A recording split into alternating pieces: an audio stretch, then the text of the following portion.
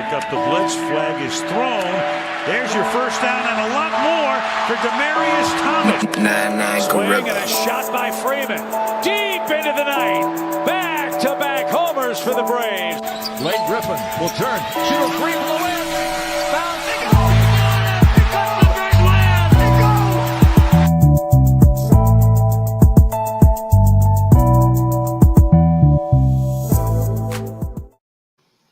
All right. Good evening. It's Friday night. You know what that means. It's time for the number one sports podcast in the world. It's time for Sports4U. Live on YouTube. I'm John. Mark's on the way. Nick Freeze is on assignment as usually on Fridays. And we're live on your TV screens, your mobile devices, your laptops, your desktops on YouTube and on X. So make sure you hit that subscribe button for Sports4U podcast on YouTube. Hold on a second. Hold on real quick.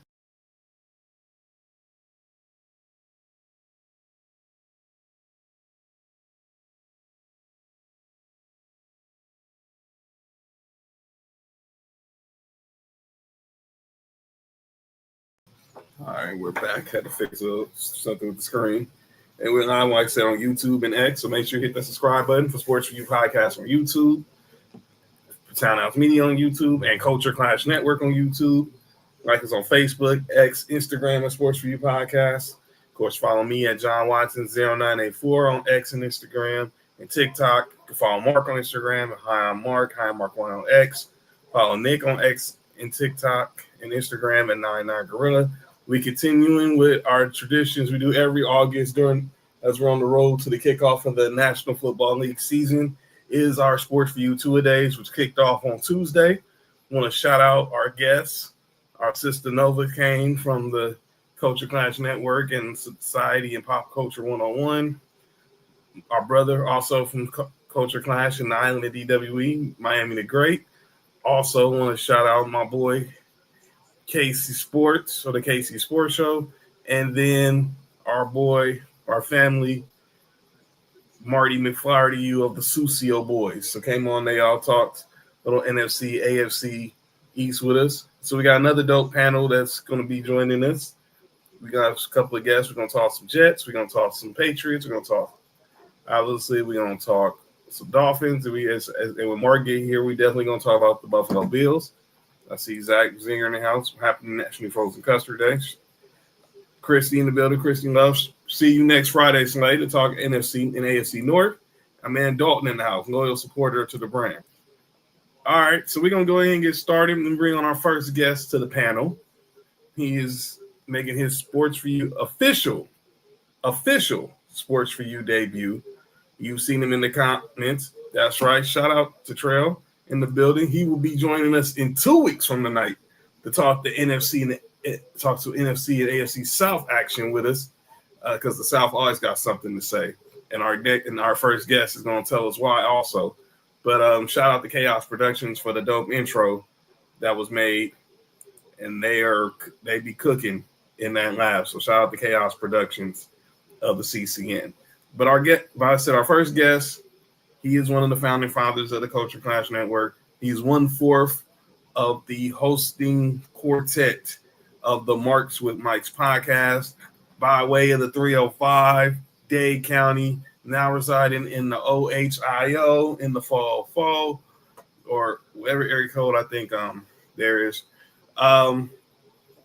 He is your wife's work husband, probably the next husband of Nia Jackson if he ever leaves his wife, but I don't think that's going to happen. He's 6'9", and the man himself, Mr. 6'9" himself, JT in the building. JT, welcome to the show. Yeah, what's going on, man? It is finally good to be here at Sports4U. I mean, I've been in the comments for a long time. Yes, you've been part of the chaos in the comments, so now you're going to be on the chaos that's going to happen on screen with you, because you get to see now you're going to see who the comments are coming from. But yeah, JT is obviously a huge Office fan, and he's going to join us. And now we got the second guest on the panel join us. He's been in the comments before, but and whether it's on Sports4U, Humble Roses, Marks and Mikes, he's definitely a contributor. Shout out to our girl Kristen in the building. Chris, she might be joining us next week. He's everyone's favorite troll that you love to hate. And he's here representing the Jets, Jets. And again, just because you see his name does not mean he's that dude who represents Bills Mafia. It's our guy, Brandon Bean. Brandon, welcome to the show. What's up, man? What's up, man? Welcome to the show. We got JT here. We got Bean here. We got a couple more guests on the way. Mark will be here momentarily. But we don't get started. I said the comment section is up. Shout out for Chris in the building. Of course, Trail's here. Dalton's here. Chris Love is here. And more will be added throughout the show. All right, JT, we'll start with you. Obviously, host of Marks with Mikes. Obviously, Culture Clash Network. Grew up a Dolphins fan. Being from the 305. Obviously, it was just the instant connection. When did you start becoming a Dolphins fan? Became a Dolphins fan. I was born in '86, so I want to say by '89, 3 years old, it was Dolphins everything. Dolphins every Sunday. Dolphins memorabilia, everything up inside there. I mean, when I tell you, I remember going to the old stadium. I remember going there. I remember meeting Dolphins players like Keith Byers, met him a few times. OJ McDuffie, met him a few times. So Dolphins, when you're from the South, especially, Miami, Dade County, Palm Beach County, 9 times out of 10, you a Dolphins fan. If you're not a Dolphins fan, then you may be a Tampa Bay fan, you may be a Jaguars fan, but we don't really claim those people. You know what I'm saying? Like we don't claim that part of Florida. It's Miami all day. Fans up 305 till we die. That's what's up. Brandon Bean. This is interesting because I remember when I first saw it, I didn't want to believe it, but you stand on business. How the heck did you become a New York Jets fan? I'm sorry for you, brother. Nah, it's cool. I think it's like growing up, it's like I say everybody else, like it was easy to like because I come from a household.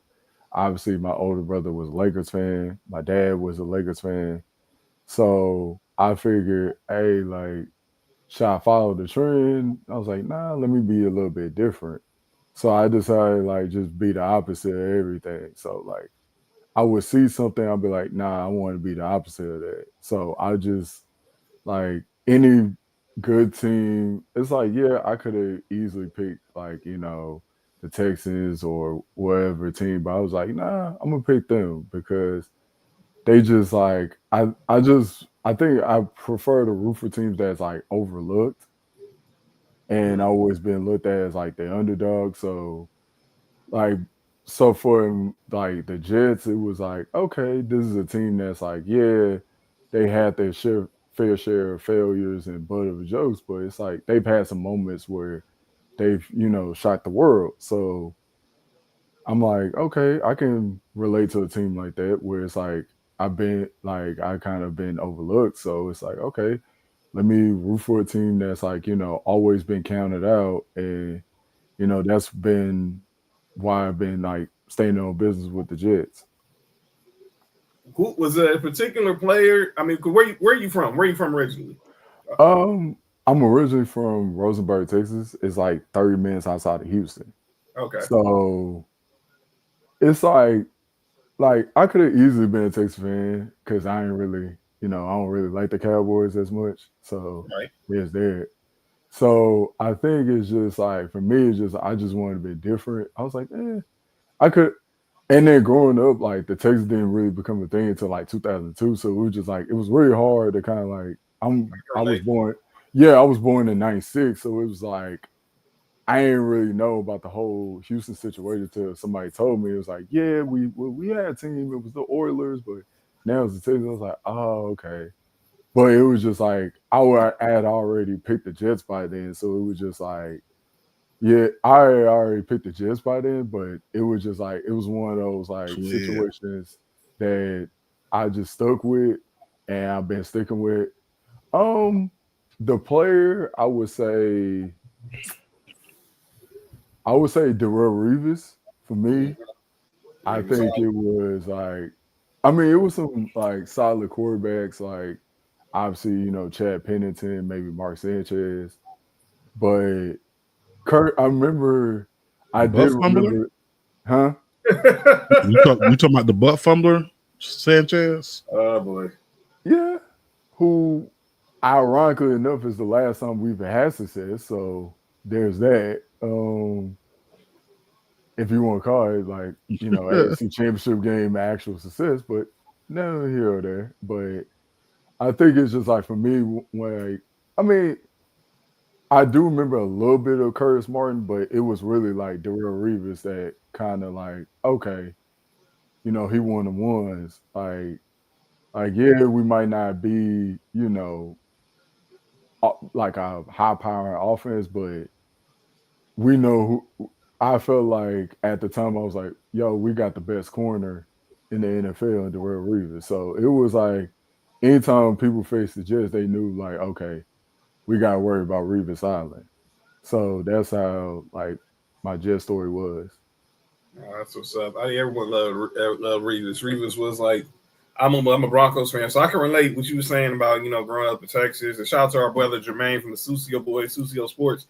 He'll be on in 2 weeks talking some South. He actually lives in your hometown of Rosenberg, Texas. So shout out to Jermaine. That's my twin right there, bro. Shout out to twin. He gonna be with us in 2 weeks from tonight. So the Susio Boys, we've already had 2/3 of the Susio Boys booked. So Sloan will be next. So stay tuned. Sloan. Hey, I'm not gonna hold you. They deep, bro. It's gonna take you time to get through that roster. Oh boy.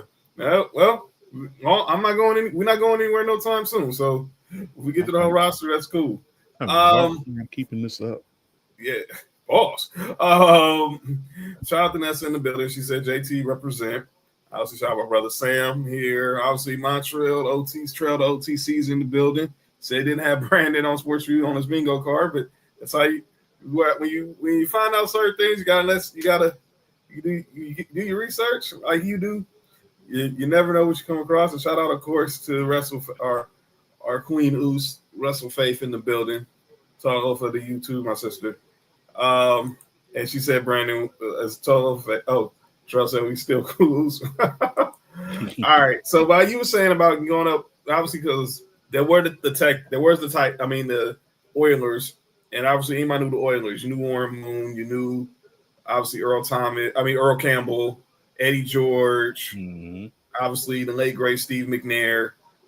And obviously I grew up growing up and living here in LA. I went through that because we didn't have a team for 2 decades.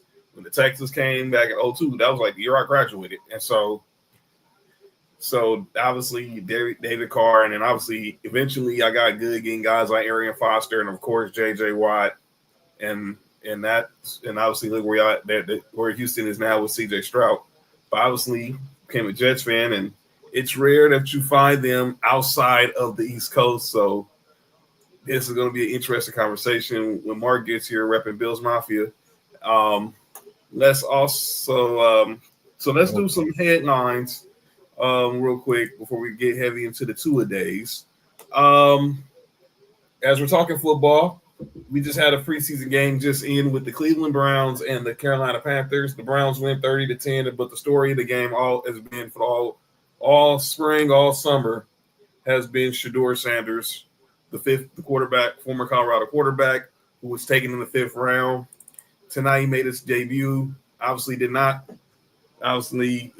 disappoint. 14 for 23, 138 yards, 2 touchdown passes, led 3 scoring drives when he was in, played about three quarters of the game. Played the entire first half and probably a few drives at the start of the 3rd quarter, and then he was done. Played 9 drives overall. From what I saw, he looked like a competent NFL quarterback, and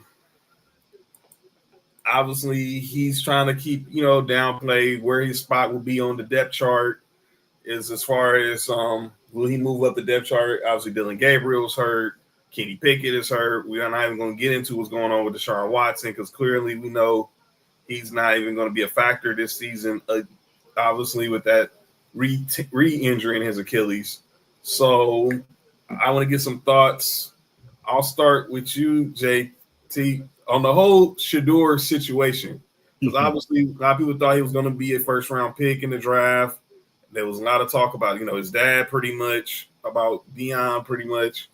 There was a lot of hate towards Deion's why he slipped. Some teams didn't really believe in him. What you make of the whole overall situation about Shedeur, and can he have a chance to be a starter in the land, in the city where you reside currently? Yeah, the city of Cleveland has been big up in Shedeur. I mean, Shedeur already doing things that star franchise quarterback players do. He's giving back to the city. He's doing drives. Just recently, an apartment complex, a building caught on fire. Shedeur showed up, handing out food, handing out items, supplies. He did that with his own money. It wasn't for any clout, anything like that. And it's not his first time doing something for the community. I think it's like his second or third time he's done something. Shedeur got a lot of flack because he came in with his daddy's name. Anytime you are a second generation or third generation football player, the first thing they're going to look at is, who your daddy? I want to know where you stay, where your daddy stay, where your mama stay, or where your grandma stay. That's a little shout out to Kendrick. But he had his dad's name over his head, so everyone expects great expectations. Shedeur got the shit end of the stick during the draft. Obviously, we know that Shedeur should have been drafted higher than what he was. That's not even a debate or question, what have you. I think because this happened, his story is just going to be even greater because he really has opportunity to go ahead and start. But you know what this starting position reminds me of from a movie? What's up? You remember Rookie of the Year? You had Henry Rollingardle, right? So he comes in young, arm, got a cannon on that arm. Then you had Chet Stedman, the Rocket, the old vet, right? That's Joe Flacco right now. That's Joe Flacco. He's the vet. Shedeur showed out in his first preseason game. If it looks like this going into the rest of the preseason, there's no doubt in my mind that Shedeur won't get that starting position. But if I'm a betting man, I'd say 4 games in, maybe 5, he will have the starting position. All right. Brandon Bean, what you make about the whole situation with Shedeur? I was highly impressed for it to be a first preseason game. Like, there was some throws that he kind of made that he missed, but that's gonna come with it though. He a rookie. I think for his expectations, he's handled it well. Like, you could tell even with press conferences, the way he carried himself, he's kind of like he's not like, oh, I'm so and so. He understands okay, I'm carrying a name and I have to uphold that name and uphold the legacy. Same way with Arch has to do whenever he comes to the NFL. We're gonna talk about him too.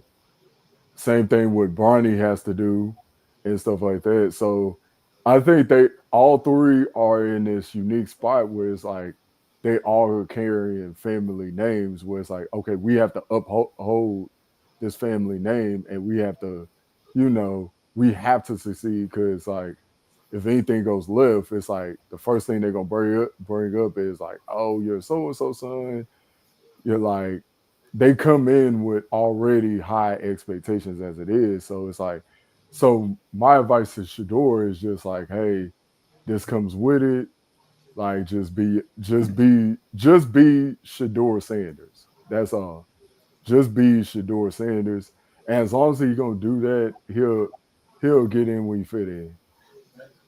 Absolutely. He could never be Dion. First of all, two different positions, but he has to be Shador at the core. He has to be the one that is leading the charge. I need to see a little bit of what he did in Colorado. I need to see a little bit of what he did in Jackson State, but I need that turned up to the professional level. Right now, the wheels are off. Okay, wheels off. No training wheels. This the big leagues. This what you wanted. You wanted to come out of Colorado early. Listen, I get it. You here now. Now it's time to go ahead and put your foot down and show them, listen, I'm Dion's son, but my name is Shador. Learn it. I cannot agree anymore with what you're saying. So Mark's in the building. Obviously, we got my brother JT from Marks and Mikes. And obviously, you wonder why Mark was looking at the screen kind of suspect. He was looking at Brandon Bean, and Brandon Bean knows the joke. Brandon Bean watches the show. He knows what it is. And Brandon Bean, I'm going to give you your chance. Nope, I already know. I was told. You get your chance to prove your innocence, your identity. Because obviously, y'all know Brandon Bean with an E is the GM of the Buffalo Bills. In the first moment, Mark saw Brandon Bean in the chat. He thought, oh, man, what is he doing here? But he never saw you had the Jets logo on your avatar. But in regards to what Shador did today, I was impressed. Like Brandon said, he had a couple of throws that he left out there, especially that one bubble screen. He had the Samson. He kind of overthrew him. That would have probably ran in for a huge game. But overall, he looked patient. He was timely with his throws. He was very he didn't take any hits, which he took a lot of at Colorado. You know, he got sacked like 62 times when he was in Colorado. So I was glad he didn't take any of those hits. And now let's see where this goes, because obviously the question is, does he start week 2 of the preseason? What's going to happen with Dylan Gabriel? I don't expect Joe Flacco to play at all during this preseason because he really doesn't need to personally. And we'll go from there. We'll get Mark's thoughts on Shador because obviously he likes talking quarterback. So Mark's back in the building now. Mark, yes, sir. How much of Shador did you get a chance to see, dog? I seen a good portion of it, man. He looked good out there, man. There was a couple of throws I know he wish he could have had back. But the most important thing is no turnovers and 3 scoring drives. That's really good. You can't beat that. What's up, Faith? Faith's in the building. And we was just talking, like, he's down to downplay, does he move up the depth chart, obviously, with these performances. Obviously, no Dylan Gabriel due to injury, no Kenny Pickett due to injury. It was just him and Snoop Huntley all game. Obviously, we're not going to expect to see Joe Flacco probably at all this preseason because obviously he's 40, and now he doesn't need to, get out there and get hurt, and then you're going to have to play one of these younger guys unexpectedly. So he'll be all right. I like what I saw in game. I like what I saw week 1, this first week. Let's see if he gets more snaps in practice with the starters or with the twos, because he looked good against the Panthers. He led 3 scoring drives down there, like I say, and he didn't take any hits.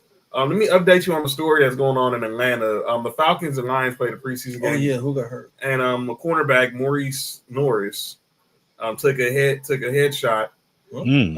Pause. Yeah, he took a hit to the head. A hit to the helmet. There we go. JT knows, man. A hit to the helmet. And obviously, he was taken off the field in an ambulance. They did suspend the game, but Coach Dan Campbell said he is committed, he is breathing, he is talking, he has movement. Here's the quote from Dan Campbell: he's breathing, he's talking, he's got movement, and now they're just running tests. So that's good to hear. Our boy Kev, the postman, who'll be with us next Friday. Kev, diehard Browns fan, of course, the Humble Roses podcaster right there, man. Yes, love that. Y'all see that the kid ain't no 5th round. No, we didn't believe he was a 5th rounder, Kev. It was shocking that obviously we all know it seemed like a lot of teams in the NFL had something against Deion, and then there was some stuff Shador could have did right.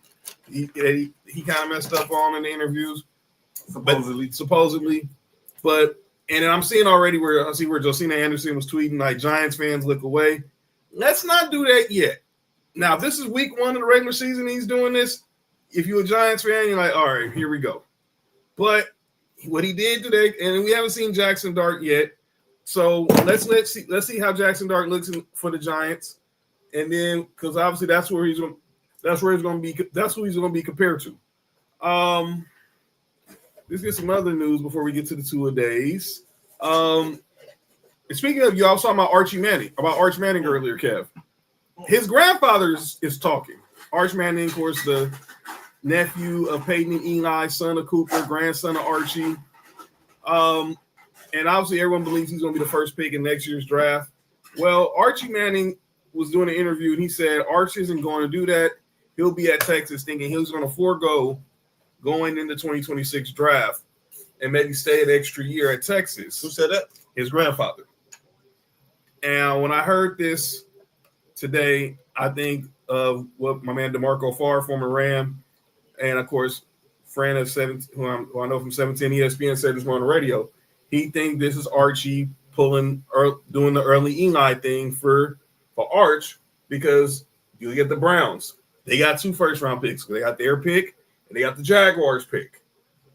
And they're pretty much hedging their bets just in case a bad team gets that number 1 pick. I'll start with you, Mark.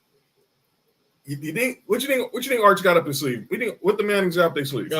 We've seen him do this before with Eli. I do think that this is his way to kind of wait and see who get the first pick before they make that announcement.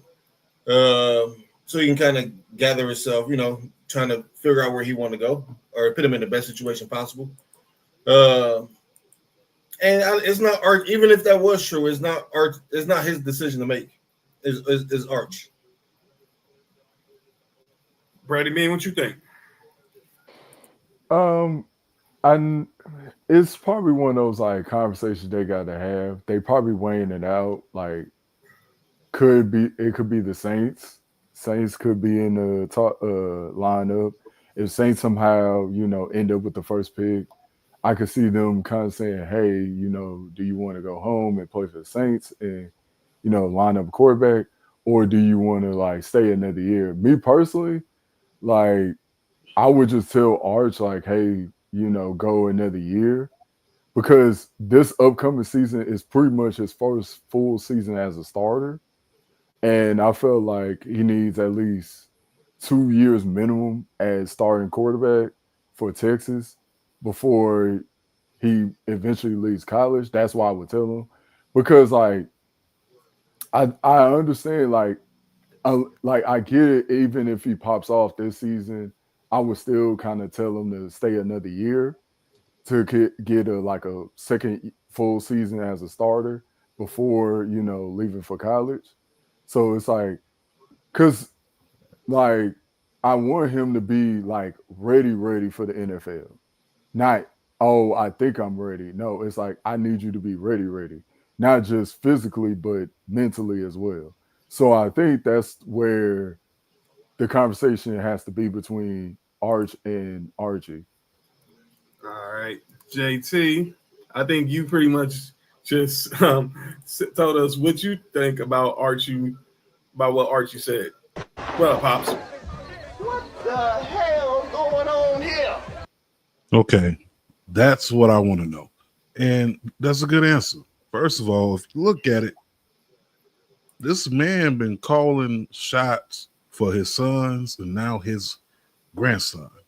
This man is literally Vito Corleone.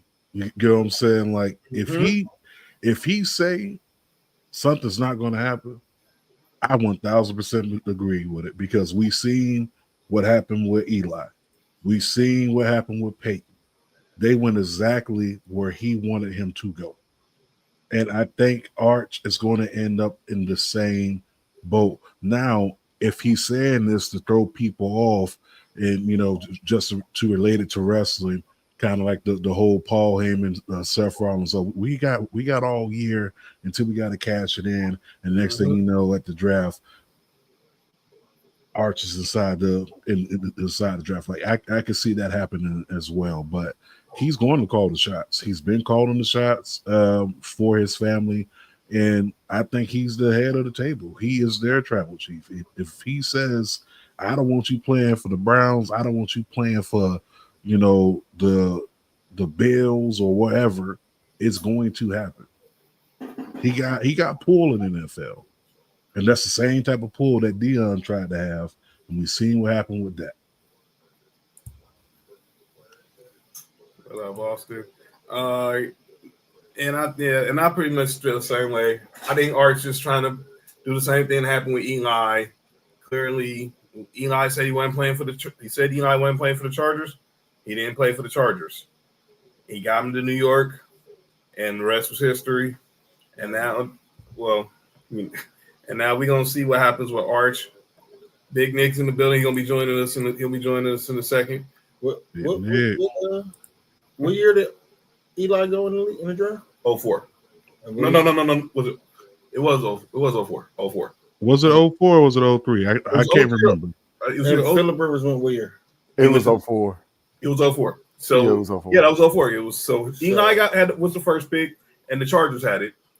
And then Phillip Rivers was the fourth pick, and the Giants had it. And then obviously Ben Roethlisberger was in that draft. So it doesn't shock me one bit that Eli that they're pulling this. What up, Tribal Chief? Devin, what up? Trail says Eli came with shot because Pops is interfering. That's possibly something. There's probably something with Archie's method. We're gonna keep an eye on this situation. But JT, what they saying? He's saying basically, yeah, Fly going to play. Shout out to Jada. All right, another story we're going to talk about as we get closer to the days. Today, a couple of let's get this story. Well, I'm going to say that story for last because obviously, but NBA officially announced some of the games that's going to be announced for opening night. The two games announced for opening night. The Thunder will, on banner night, welcome Kevin Durant and the Houston Rockets. How petty is that? Hey, that's nasty work. And the Lakers will host for probably one of the last times we're going to see LeBron versus Steph. Warriors, Lakers. Then the Christmas schedule was announced also today. And boy, we got a lot to do on Christmas. Christmas Day, we're gonna get in the NBA. We're gonna get Cavs, Knicks, Spurs, Thunder, Rockets, Lakers. So we're gonna get KD and LeBron one more time on the big stage. Hopefully. Mavericks, Warriors, Timberwolves, Nuggets. Now everyone's wondering why didn't they just switch and put Mavs, Lakers on Christmas, Rockets, Warriors on Christmas? Let's get Luka versus the Mavs. Let's get KD versus the Warriors. I personally think they did that because they want to give NBC one of those marquee games. Oh, absolutely. They want to give NBC one of the marquee games, and obviously, it's being reported that the first time the Lakers and Mavs play will be part of the in-season tournament. So doesn't shock me there. And then you think about it, Christmas on Netflix, triple header. We got Lions, Vikings, Cowboys, Commanders, and then we have my Broncos versus the Chiefs that night. Who said it was a bad idea to not have too much sports on Christmas? Never get too much, man. Never. And I found the time zone. So if how you schedule your day around this day, around the 25th, you wake up. You got and these are on the Pacific time zone, so it'd be Eastern, so 3 hours ahead to where JT's at, and obviously where you're at, probably in Central, I believe. You got Knicks, Cavs at 9 a.m. You got Cowboys, Commanders at 10 a.m. 90 minutes later, so that's an hour between them. 90 minutes between that, you get Wemby versus the Thunder. 2 hours later, we get Lions, Vikings. Half an hour later, we're getting KD versus Bron. 3 hours later, we're getting Mavs Warriors. 15 minutes after that, my Broncos and the Chiefs kickoff. And then in the nightcap, you got Wolves Nuggets. No, you need picture on the TV. My God. So that is how Christmas is going to look. After you open up your gifts, just sit in front of the TV and watch some NBA and watch some NFL. Obviously, we'll see who they're going to announce is going to be performing on the NFL because obviously last year we had Beyonce. So let's see where this goes from here. So we back up. Understand me? We back up, man. Back up. We back up. Shout out to Stringer Bell. And now let's get to this funny story. Then we'll get to our final story. This is our final story before we get into the two-a-days. And JT, you hinted at the end of this, at the end of Marshall Mike's about this last night. I did. Dildo Gate. Oh, yo, you good? Oh, yo. So if y'all been watching, there's been a lot of dildos being thrown on the floor at WNBA games.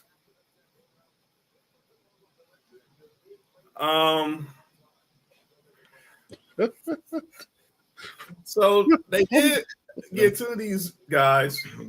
them players got to strap it on tighter. Yo, what? What? You can't tell me it's not falling. You think that's a bike pump? Nah, yeah, man. I think they fall off the player. Go ahead, John.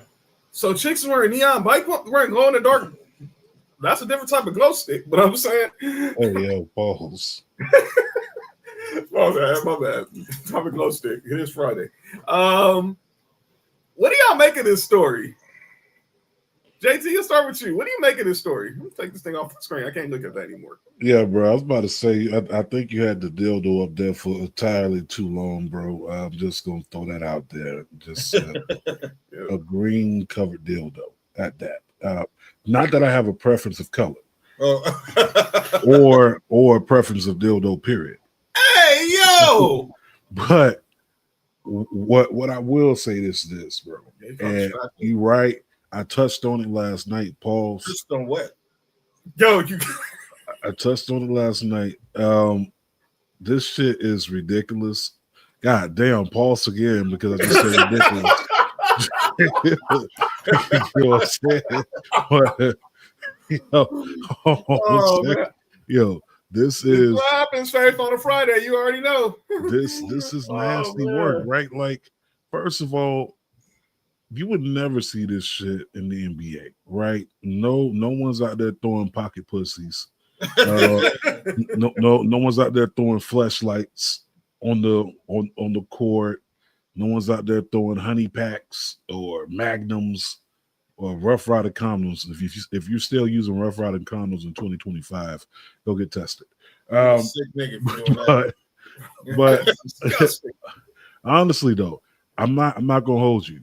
This whole entire time this is happening, I am more so just, I ain't gonna say mortified because that's me overreacting. I'm disappointed, right? Like, these women work just as hard as the men to get out there, to get their shot. The WNBA has been hotter than it's ever been, period. Like, there's no denying that. And to turn it into a gag, pause again, of the dildos hitting the court, you take away from the fun of the game, right? Yeah, the first time, okay, it was kind of ha-ha. All right, it was unexpected. Second time, it was like, all right, fam, okay, yeah, we got you. Third or fourth time, at this point, you know, cut the shit out. Like, we got green dildos, purple dildos. We got dildos showing up, and we don't even know who the dildos belong to. Now, you're not the players. You're not going to do that to me, John. You're not going to do. We're literally after the phrase of we don't know who the dildos belong to, and you pull Big Nick. Listen, you're not going to do that. I wasn't doing that, dog.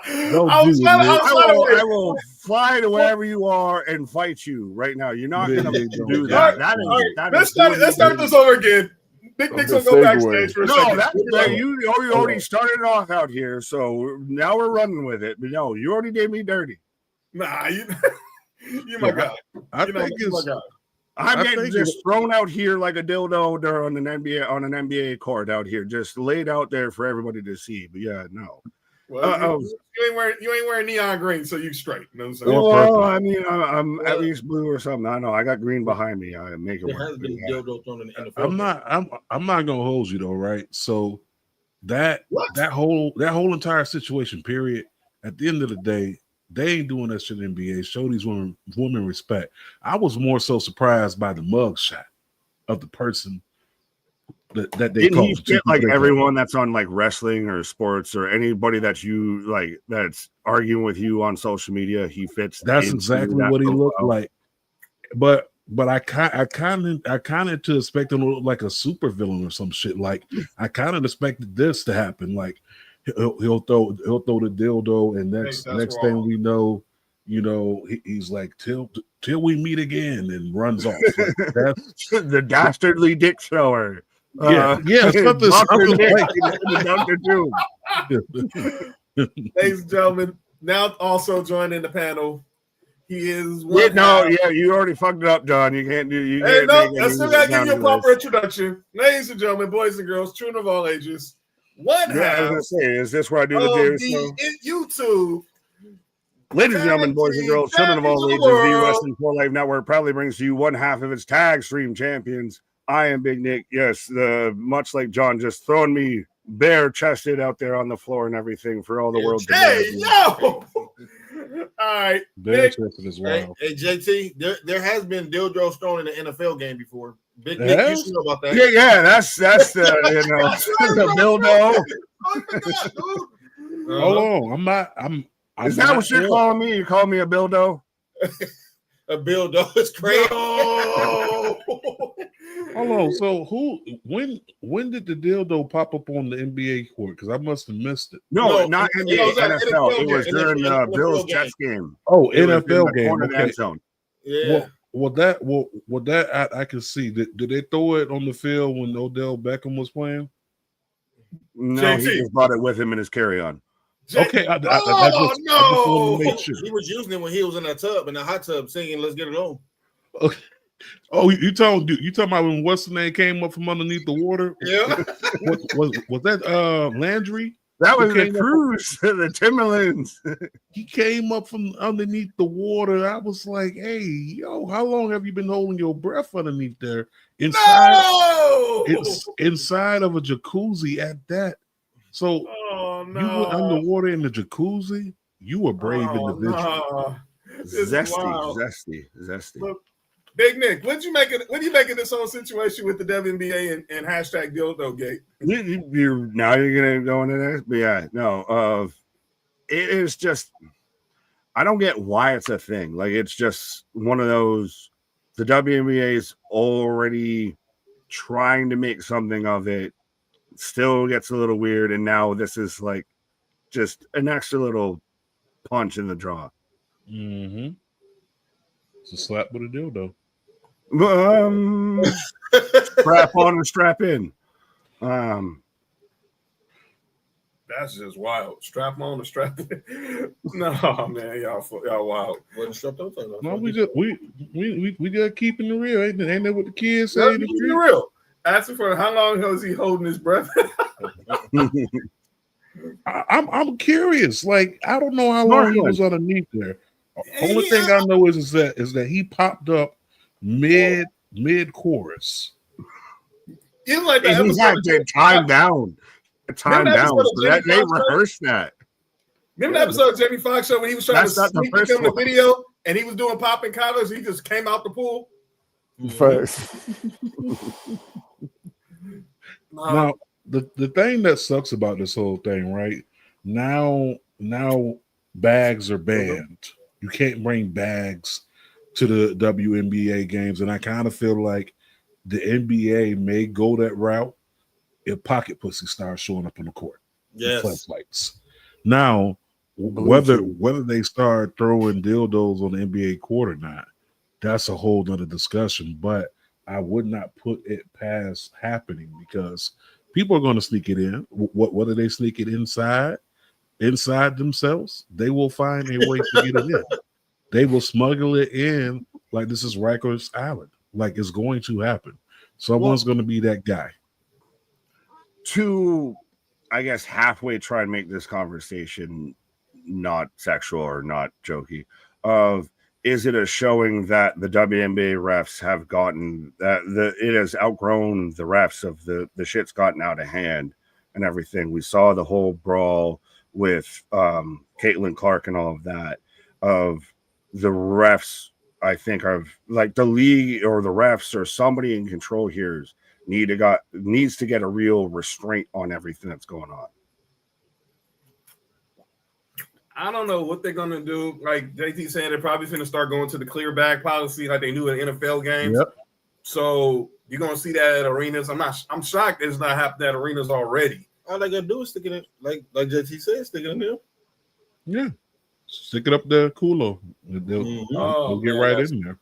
That's just insane, man. It's going to. I'm trying to tell you, if people want to keep this gag going, because that's what it is to them. It's a gag. It's a joke. It's a ha-ha moment. There I am.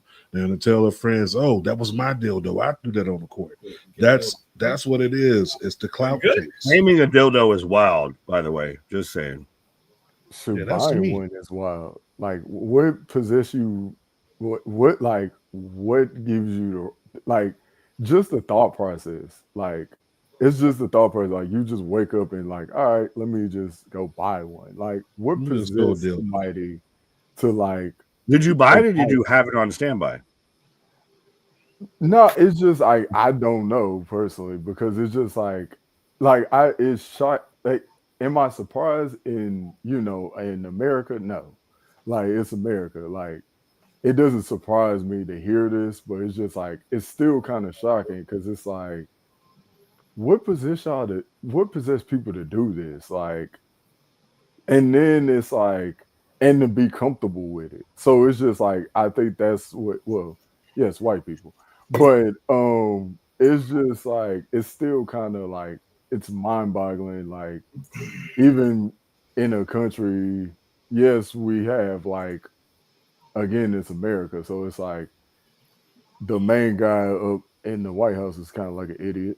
So it's pretty much just like, well, if we have one, it's almost like they're trying to say, well, we have one in the White House, so it kind of trickles down to an everyday person. So they probably felt like, hey, if that person could get away with it, I could get away with dumb stuff too. So I think it's just like what's happening now is just like we have so many copycats. So it's just, unfortunately, I don't think it's gonna stop. Like that's just my opinion. Well, does it become one of those of like was brought up before of, well, he did it, so I'm gonna do it now, and and now I get a little bit of credibility. I mean, we already saw the mugshot of the first guy that did it. That I swear to God, he probably has 5 role play Twitter accounts for probably female wrestlers or something like that. But it's one of those you get. Now somebody did it and they got a little bit of notoriety, so the next person does it and they get a little bit more notoriety, and they do it a little bit more and they do a little bit bigger. It's just kind of amplifying weirdly. I think what they should do is, like during timeouts when they shoot T-shirts in the stands, they should shoot Return. Yo, what the heck? Bro, there are children at this game. Dog. What is wrong with this dude, What are man? you talking about, bro? Great. Hey, get him up. Somebody get him. That's wild. I didn't say nothing. He said it. I'm not going to switch in this direction. All right, y'all. Repeat that. No, honestly. We meet again. Yeah, he said, "Mark, go home." Man, this dude, You man. need to leave. This dude. You imagine you just at the game with your son, and dildo just flies across and almost hits him. You gotta explain to your wife why you got a stamp on the floor. Yeah, you gotta. Hey, really? You gotta explain this. I got caught with a graze. No. And then try to explain to your son what happened. Daddy, what happened? I had no idea. Why is that smaller than yours, everything Daddy? in 4K. Everything in 4K. So it's going to trend. Nope. And now your kid is the kid that almost got hit with the dildo, and he got to go back to school and get roasted. Traumatized. Gonna start. You gotta explain your Don't mess kid went to school with a black eye. It's not because you beat him; it's because he took a dildo during a basketball game to the eye. He gonna have to transfer school to another country. Oh, you heard? Oh, sorry, you heard me? You better start speaking Spanish. Yeah, I but would never throw in that lay. Really? on the he talking about the Glizzies. Our homegirl Lay has named her. Oh wow! Wait, you gonna say that publicly? Okay. No, listen. Bold strategy, Cotton. I seen Nathaniel's and I was thinking about the Nathan hot dogs, but I didn't know that's what she named her until told. Nathaniel is nasty work. Is it a foot long? Listen, hey, let me go ahead and plug this real quick. If you ever come to Cleveland, pull up on my boy Glizzy's on my mind. He has the best glizzies on the planet. Foot long, quarter-pound beef. Get you a glizzy. Mark, like what? Yo, man. Wait, Nathaniel smells like horchata. Freaky Zeke. Oh shit. And I swear I don't know if it's the same dude from Dipset, JT. Freaky Zeke. It's a 14. Dang, 14. Let me shut up. All right, gentlemen. I see she got my mold. All right, let's keep going. Let's get ready for what we're saying here to see. And that is, it is time for our AFC two-a-days. We have representatives from the Dolphins, the Bills Mafia, and the Jets here. Shout out to Marty McFlyer, who was here today talking Patriots.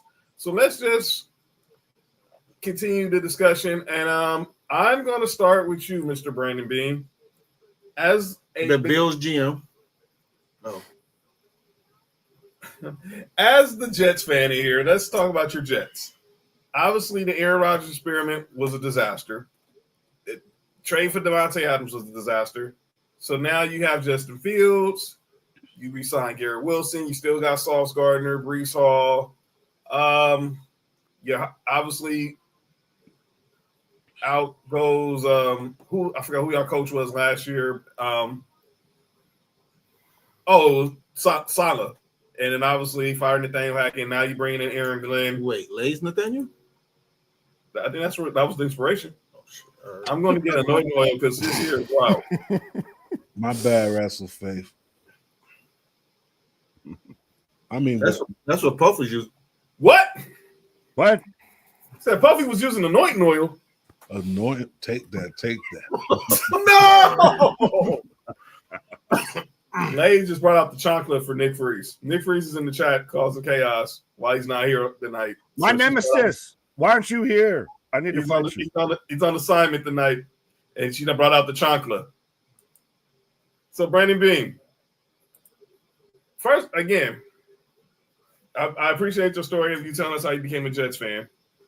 Now, what are you looking forward to this season now? Like any fan would look for, like I think optimism. Like I feel like with Justin Fields, like there's like a lot of people were hoping that he don't really do well. I don't know why, but I felt like to some degree, I felt like Justin Fields hasn't really had a organization that fully believes in him. And I feel like for as the Jets may be the only team and maybe like the first team that fully was like, okay, he's our guy. We're going to put pieces around him. We have a great, outstanding O line. Let's put the ball in his hands. Let's it's a deal that they have like a 2 year, maybe it's like a 1+1 deal. So even if it don't work out, they can move off of him if they want to. But I think they put enough pieces around him so that he feels comfortable like being of who he is. I think you might see come tomorrow maybe like a little RPO action, which is kind of good. Like he kind of needs to be in a offense where it's like it's designed for his success. So I think it's just like, do I want to see him in the playoffs? Absolutely. Like that's any expectations. Like, will it happen? I don't know. Depends. It gotta go, a certain way. Hopefully they stay healthy. Like a lot goes into like making the playoffs. So it's like I think just like the main sentiment around the Jets is like optimism. What is your expectations for Aaron Glenn as a first-time head coach?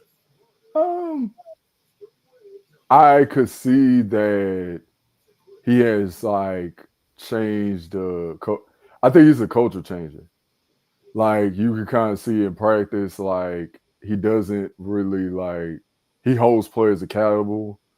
Obviously, he's like a Parcells guy, so like he was a former player of the Jets, so it's like okay, Parcells used to be his coach, so you might see a little bit of Parcells, not too much, but you see a little bit of it where it's like he holds guys accountable, making sure they clean up the penalties and stuff like that. He wants this team to be, competitive yet disciplined. And I think a year ago, you saw a team that was like undisciplined. So like I think for Aaron Glenn to walk in, like he wants the team to like one, the offseason is quieter, so that's a great news. I think you're gonna see like a more disciplined, more detail oriented type of team from from the organization trickle down to the field. So like it'd be interesting to see, how could he possibly turn it around. Like I know it's gonna take some time because like learning new schemes and stuff like that, but he's allowed the coordinators to run the offense and the defense so that he could just solely focus on what he needed to focus on, which is like changing the culture of that team and the franchise. All right, final question, and we're gonna go to JT to talk some Dolphins. What happened? What went wrong with the Aaron Rodgers experience? I think it was an example of never give your star player too much power. It's one thing to kind of like say, okay, yes, though this is Aaron Rodgers, you have to, as a player, you have to also trust the organization as well. And saying there needs to be that constant. If you're the franchise quarterback, there needs to be a constant communication between you and that owner or you and the GM, and allow that exec to do their job and saying, okay, I know what this team needs. Let me do the job, Aaron. Aaron was kind of like, hey, I need this, I need this, I need this. Instead of saying, hey, I'm just here to be a quarterback and I'm just gonna let the execs do their job. So I think now you're seeing where obviously Darren Moogie, who came from the Broncos, is now the GM for the Jets. That's right. They've allowed, you could kind of see him kind of learning from Sean Payton, being around Gary Kubiak and them. Like he's brought that to the Jets saying, okay, this is what I've experienced being around the Broncos look like. Where it's like it's detail oriented, everybody got a role, everybody understands what their role is, everybody's allowing to do their role and star in their role. So now it's like, okay, it's a better communication from the players to the organization. So I think it's it's not like a complete like turn of events, like, but it's good to see for the first time in I don't know how long that the Jets feel like it finally feels like they're finally organized after so many years. So Did they I get more think wins under Justin Fields than they did under Rodgers? I think so. Like, obviously, again, it goes back to like game, you know, having to execute week after week. And I think usually going to see a more like well-rounded, like just disciplined New York Jet football team. I think that's like their expectations. Like, because back-to-back years has been like 7 wins, so it's like, okay, if the goal is to get past that, like that'd be good enough. But again, you got Buffalo, you got Cincinnati, you got Kansas City, you have like all these good teams out in the AFC. So it's like, okay, Well, what so are do you think the Jets make the playoffs at the end of the year? Wild card or the? I say wild And as a card. Bills fan, respectfully, I don't think they win the division, but do you think they make the wild card? Yeah, I think that's the goal. That's a more realistic goal. Like, is wild card. But again, even with wild card, you're fighting off, you know, the Chargers, like the Broncos, maybe the Patriots. So like maybe the Dolphins. So it's like it's an uphill climb, but I think what the Jets got to do is take a week by like week to week thing and just execute, be great in practice, prepare for every game. You know, like don't take opponents for granted, regardless who's out, regardless who's healthy. So I think it's just like just mentally prepare yourself like every week and just try to execute better than any team that's on your schedule. All right.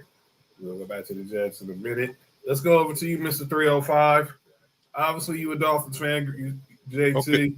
Okay. First of all, Brandon, I respect everything you said. But to throw my Dolphins in that wild card discussion, I got some words for you. Cue video. Oh, you ain't winning the division. You ain't winning the division. Ain't nobody trying to hear that bullshit, man. Okay, listen. Ain't nobody trying to hear that. Listen, okay, disappointed as it was last season, finishing 9-8, right? Coming off a better season the year before. The Dolphins' main thing, what I am waiting for them to do, put these motherfucking players on curfew, okay? First of all, the city is too turned up. That's been our problem for the last couple of decades, is that I don't think as a Dolphins fan, we're never going to replicate that perfect season. Why? Miami itself as a city, do you know you can party until 12 noon? We got after hours clubs. We leave the club and then we go to after hours. The same reason why the Raiders are never going to win anything. Same thing for the Raiders. The city is too turned up. Miami a little bit more turned up than Vegas, though. Yeah. Las Vegas. Yeah, it is. Listen, it's a different type.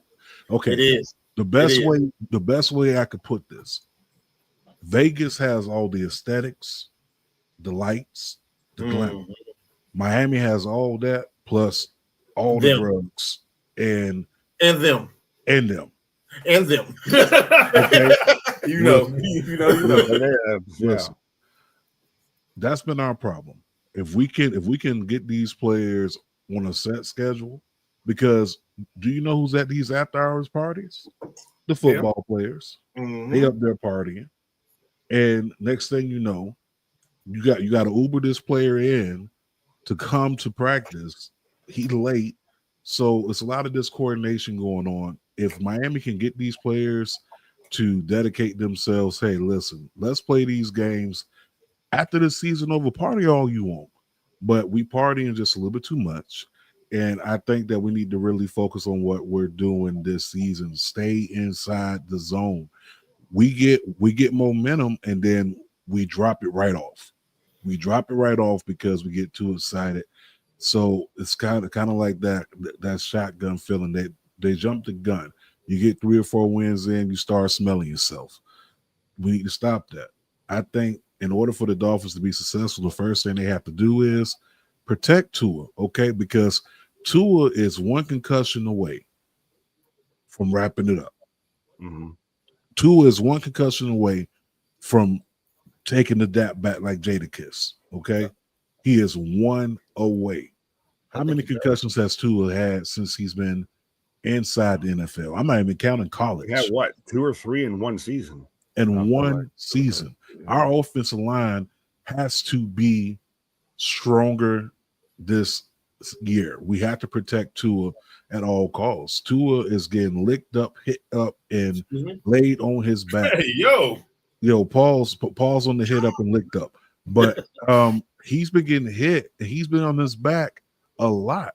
Legs up in the air. At one point, he didn't even know what was left, what was right. Like, protecting the quarterback is key essential for any team. But I'm going to say it more so for Miami because because of the fact is he has been on that injured reserve list every single season that he has been in the NFL. He's been out multiple games. I'm not going to say that he's missed more games than he played. Obviously, that's not the case. But if we're not protecting him, we're going to have one of those situations. Another thing the Dolphins can do, maybe they can go out and get them a veteran quarterback as a backup. When I say veteran, go get me Jameis Winston. No, stop. Go get me. I tell you what, controversial. Go get Colin Kaepernick. He ain't doing shit. Any team right now can get Colin Kaepernick, and automatically the eyes of the division are on you because the story is, does he still have it? But does he then have to become the star? It's one of those of like you go in wrestling or anything like that. It's one of those, you bring in a talent and everything. You have to start pushing them because everybody's going to be talking about them. And I don't think Kaepernick's going to have it at this point. Even not talking down on the talent he was, but this far removed. Yeah, now you're bringing more of a sideshow and everything. Now you're more just bringing in headlines. That's not an actual QB battle. I'll put it like this. Yes, you're going to have to push him. You're going to have to push him. People don't want to see him take reps. That is what it is.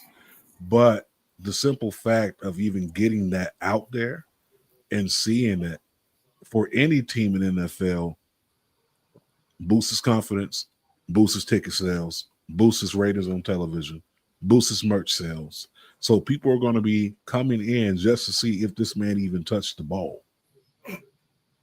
Pause. But that's not that. You're not wrong with that at all. I just feel like Teddy Bridgewater would have been like the safer option, but Teddy Bridgewater, another one. I think Teddy basically signed with Tampa though. Hola, Madrina. What's up? Hello. Ladies and gentlemen. Didn't think she was gonna make it, but she did. I made it. JT has a tag team partner to talk some Dolphins. You see my fan? I see it. 1/4 of the his hair is pointing up. The Ricky Williams haircut there. Yes, exactly. Actually. Does the Dolphins need to be more of a run and gun offense if you have Waddle, you have Tyreek Hill, you have Devon Achane, you have pretty much all of your special players, all of your skill players. We have speed. Running under 4-4. It's not getting utilized correctly. Well, that's what I'm saying. Does it need to be run and gun and it helps you save Tua? I'm saying this as a Bills fan of saying what you could be doing better that you're not doing.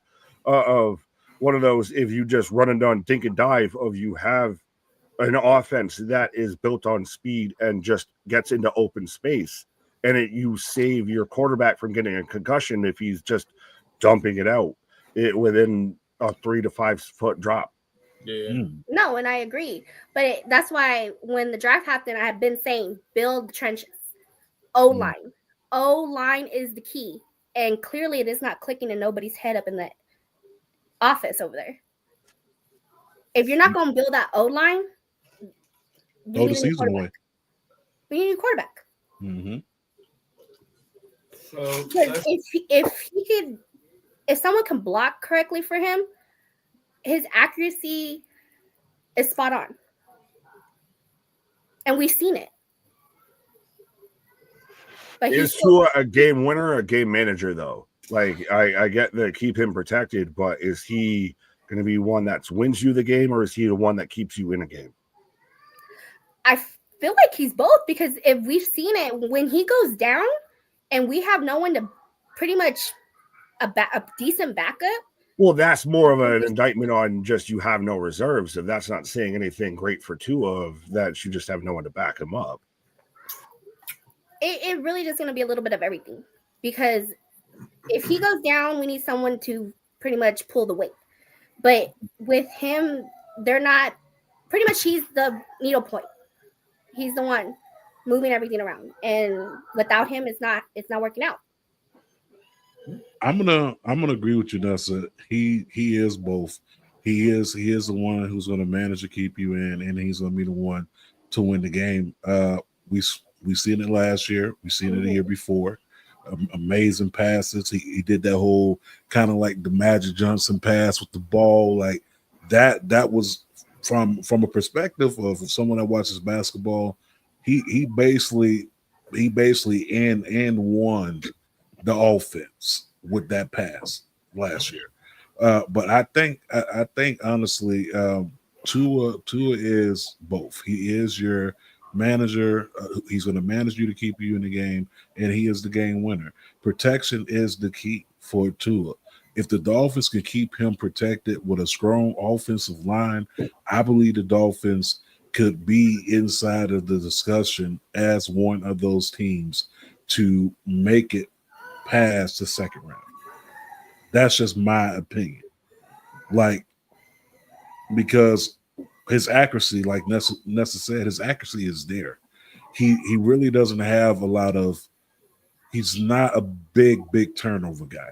He gets them in like any other quarterback, but he's not a big turnover quarterback. And if he's protected, we may be looking at one of the greatest seasons ever if he is protected. But with what you have right now, do you think that the Dolphins are better than the Patriots? Which year? This current year, this going into this season, because I'm going to say this still full-heartedly as a Bills fan. Bills are winning the division. I don't think that's debatable. Are the Dolphins better than Patriots? On paper, yeah. Probably. On paper, yes. But to physically see it, I have to see them play. Like, it's not even. I can't even sit there and say yes. As a fan, I'll probably always say, of course. But well, since you talk about the Patriots, the real question is he better than Jalen Hurts? Oh, that's where we're going. Y'all saw the show on Tuesday, you know why Mark just said that. But you see, it's funny y'all bring up Mike Vrabel, because some old footage of Mike Vrabel from his time, he was on Busting It with the Boys. He was busting it with the boys? Whoa. Is that like a circle jerk thing they be doing? Yo, you good? You know, he said this. Keep going left a little bit tonight. What he would do in order to win the Super Bowl as a head coach of the Patriots. Do that. Would you cut your dick off for a Super Bowl? Oh, been married 20 years. Yeah, probably. You've got 3 as a player. You guys will be married for 20 years one day. Would you? If you won't need it. If you came home holding a bag of ice, and Jen was like, "Oh, honey, what'd you do?" She'd be like, I thought you already got fixed. I made the ultimate sacrifice. I had to cut my dick off, honey. We're gonna win a Super Bowl. She'd be like, all right. Or would she be upset? She'd probably be on board. She would be like, "Do you want me to do it? Do you want to do it now? Do you want to do it now?" I made the ultimate sacrifice. She's like warming up a knife in the fire, like getting ready to go. All right, this one is for Vrabel. It says, "What character?" He said he would cut his dick off to win a Super Bowl as a head coach. Listen. First of all, it's not that serious, bro. I'm gonna let the guy. The hell it ain't. Listen, I'll be 39 this year. I could not imagine my life without it. Okay, now cutting it off to win a Super Bowl. Listen. I would gladly take that L to not have a Super Bowl ring. I could watch that shit on TV. Now listen, far as for women, now if it was something that you can snap on to snap off, that's something different. Like, hey babe, I'm getting ready to go. I'm getting ready to go hang out with the fellas. Up before you go, let me see that dick. Pause. Yep. Put it inside my hand. Clap off. Hey, JT, you mean like with the players we dropping on the court? Exactly. Like they're trying to win a Super Bowl. They're trying to win a Super Bowl. Listen, I'm sorry. See, I agree, Faith. Yeah, that's definitely. If that is the comment that did got a little bit. Nope. Nope. It's not that serious. It's not that serious. It's not. It's not. Not that much to lose. Does he have not that much to lose? He probably don't know how to use it. That's probably why he's trying to get rid of it. Yeah, he was like, you know what? This damn thing don't work anyways. Go ahead and cut it off. Career. It's a work anyways. God damn. Patriots have all these type of gates: Spy Gate, Bounty Gate, Dick Gate, Circumcision Gate. What the heck is going on, dude? What are we doing at Foxborough? By the way, did anybody see the Brady statue? Yeah, I seen it. I was just about to say, do y'all talk about that? The unveiling of his statue? Yeah. I thought it was dope. It was cool. He deserved it. Win as bad as like he waves. WNBA Win the Super Bowl, then go to the W. Yo, that's big. What the hell, dog? Hey, he right though. Listen, at least he wouldn't have no complaints after that. Oh yeah, because a few rounds. Yeah, because they're shooting the dildos in the crowd now, right? Watch, cover your kids. Yeah, they're trying to win a Super Bowl. Everyone that throws one of those out there trying to win a Super Bowl. Oh, you wild. You're wild. All right, let's go down to the one team that actually does play in New York City. It's a sacrifice, though. What if everyone who has a Super Bowl ring have been cutting their dicks off the whole time? It's some weird covenant thing. Think about it. Bill Belichick got like eunuchs. That's why he's got a 23-year-old girlfriend. It makes sense. Oh, he's doing what it is. Yo, how do you know that, man? He ain't fucking that 23-year-old. You know what? If that's what they're doing, power to their women. I feel bad for them. I couldn't, man. I couldn't imagine my life. Is that why she's going to be on Hard Knocks? Hey, yo. No, because watch the season. Are y'all watching this season? The Bills are on Hard Knocks. It's Bills' Hard Knock season. Yeah, but the HBO approached the Belichick in North Carolina about doing like a college version of Hard Knocks just to follow North Carolina football, but his girlfriend said no. Yeah, they were waiting for the black and orange tune to can slide in there, and that they get the subscription better that way. Hold on, time out. His girlfriend said he couldn't do it. She runs the ship. Yeah, he basically his manager. Yeah, he getting pegged at this moment. Whoa! Like senior abuse at this point is this elderly abuse. You said Belichick's getting pegged? He's the bottom at this. I mean, I cannot confirm nor deny.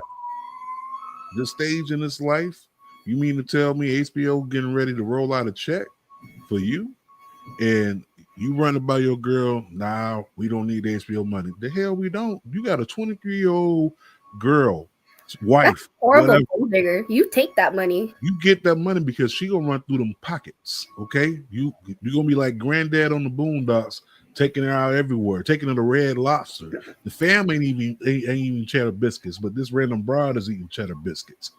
This is what it's going to be. But see, we're all saying this is because we know and we're reasonable, sensible, thinking people. This is Bill Belichick, and he's I just saw that, Rob. out there in the mythos. Sam said I would never do it. I need to smash for the first time. What the heck? He's waiting out. He's saving himself. Listen. BBW. Hold on, for the first. I mean, listen. Don't clown him. It's okay I'm not to be a for the virgin. first time. I'm like. Hold on. You mean this to be your first time, period, or just first time with a BBW? That's what I need to know, because either way it goes, a life changing experience. We need to know how to coach you. Yeah. You know, well, he said first time with a BBW, right? Waiting until marriage. Oh, to have sex with a BBW? Oh, okay. Look, Sam. There's no problem with waiting to marriage. Power to you. More power to you, bro. Hey, listen. First time period. Yeah. Listen, bro. You all right? You gonna be all right? Okay. Couldn't be me. Couldn't be I'm me. waiting. I'm waiting. We'll let that shit happen to me, You're ready though. for I'm waiting for marriage too. I mean, hey, look, Sam. No, you good, bro. I mean, listen. Right now, Nobody believe a word you say, sir. it's all right. It's a lot of John Cena going on, a lot of 5-knuckle shuffles. But with that, you can't see me. I don't know if I'll be waving my hand in my face after doing the 5-knuckle shuffle down there. I'm just saying. No! But all right, let's go down to Bills Mafia. Yeah, go ahead. You again, I've been so disrespected. Bills Mafia. Wait a minute. Time out. How I get it? You're the host of this shit, ain't you? It's because you saw your face. You saw the face you made them up. Dropped in this. Oh, no Kuiper in the building. Who's getting a call? Who's getting drafted? Is Shador still able to get drafted? Yeah, that was the call Shador didn't get.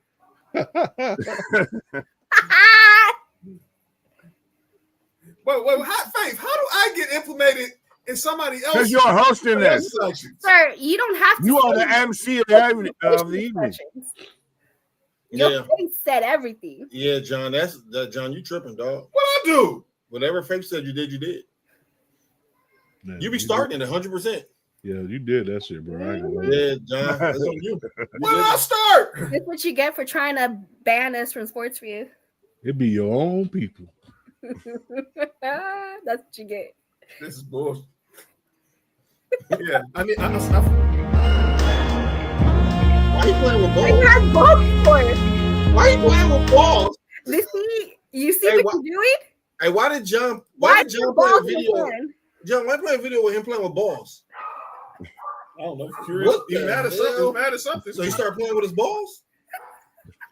Well, maybe that was to keep his mind from Trey going out to shoot old boys who killed Rick. Now you got her speaking in the ancestor tongue. Wait, what? Speaking of Samoan, dude, she said ancestor. Oh, I thought you said ancestor tongue. Oh, that's what. No. So you got the Shula fella? You're the tribal thief? I don't. Hey, she's a for real oos. Hey, she's putting the curse on Bronson Reed right now, Nick. Put the Oogie eye on there. Yeah, she's putting the Samoan. She's putting the Samoan curse right now on Bronson Reed for jacking Roman Reigns and Jordans. For jacking up Jordan Reigns and Jordans. Well, did you see everybody that was called those mids? Why are you taking the mid? Hey, he says about the principle. It wasn't about the shoe. He took mids. Hey, listen. Every time Bronson be around, I be quiet. But then he leave, I be talking again. Hey, listen. I be knowing again. Yeah, this is what basically what everyone was saying when they saw Roman Reigns got jacked for his J's on Raw on Monday. Wait, where's your dignity? Jack for his J's on Raw? No, but this is what everybody was thinking. This is what they was thinking. Where's your dignity? Where's your pride? Where's your dignity? Walking out. Where's your pride? Where's your dignity? Walking out barefooted 2 Mondays in a row. Nah. Go ahead. Somebody got to get started with it, bro. You started the show by calling me and that's out about causing chaos. But I'm the ring. Stop. Yup. Me and Nick been trying to say all of us. Me and Nick been trying to say this for a long time. John is the ringleader of all this. It's bull. I see how BS me on the night. Okay, let's go to Bills Mafia. I'm starting with our guest, Big Nick. Obviously, we got y'all the reigning AFC East champs. Reigning MVP of this. Do I need to start doing the Paul Heyman of ladies and gentlemen? My name is Big Nick, and I am the advocate for the reigning, defending NFL MVP, Josh Allen, and the reigning AFC East champions, the Buffalo Bills. And at this point, it's Super Bowl or bust, I feel. It really is. At this point, I'm just waiting to the playoffs to where we face the Chiefs, the Bengals, the Ravens. That's where we're focused on at this point. I needed to be here on Tuesday because that shit they were talking about. You watched the show Tuesday, Nick. What? I can feel like you and Mark. And I know you and Mark gonna probably discuss this, but you watched the show. You was in the comments on Tuesday with our boys, Miami, KC. They're Eagles fans. Just a disrespect that they were giving y'all MVP, saying they would rather have Jalen Hurts over Josh Allen or Joe Burrow. You can have that. That even what I'm mad at. How do you say John? 100%. I'll take Josh Allen of that. I'll be T.O. out there of crying of that's my quarterback. Of Josh Allen is Buffalo. Buffalo is Josh Allen. The man's catching, passing, receiving, and rushing touchdowns all in the same game.